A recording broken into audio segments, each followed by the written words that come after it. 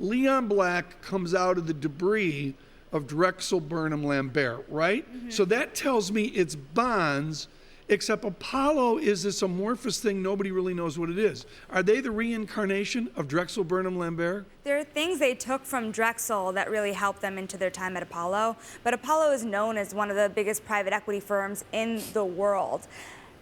It's a misnomer, really. They're a merchant bank out of the 19th century. They go out and they buy Executive Life or whatever. They go out and they're opportunistic, right? Well, Leon Black was known earlier in his career for his time for doing deals, but now Apollo is one of the biggest credit managers in the world, about $200 billion in assets in credit alone. That's almost 70% of their assets. And so Apollo is filling a lot of the holes in the crisis, after the crisis, that the banks really walked away from. When you came out here, you said, there's some real heritage here to GE Capital and what GE Capital did. Who is their closest competitor right now? It's not BlackRock.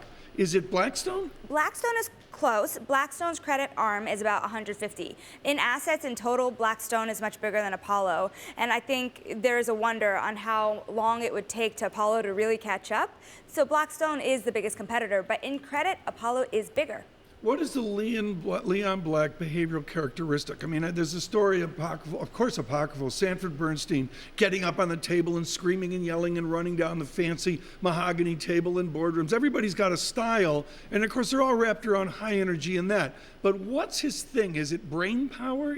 What's the thing that we associate with Mr. Black? Apollo are the bad boys of Wall Street. What does that mean? Come on. So the mahogany walls. Family broadcasting. Listen, the mahogany walls don't exist anywhere else on Wall Street. The mahogany walls still exist at Apollo Global Management over at 9 West, which is just blocks away from this building in Midtown Manhattan. And he is known to have a rough around the edges personality, right. But he's also, remember, a philosophy major. He had no intention. He's a sensitive guy as well. He didn't mean to go into finance. He's given away a whole bunch of money. I get all that. Give us the recent transaction that he's been ruthless on. I don't like this word ruthless on the cover, but tell us about the latest ruthless transaction of Leon Black. Can we not talk about ruthless and talk about the financial magic of Apollo a little bit? What's he been doing recently? What's the latest transaction? One of the things that we've covered very closely that a lot of people don't know about Apollo is their insurance company, Athene.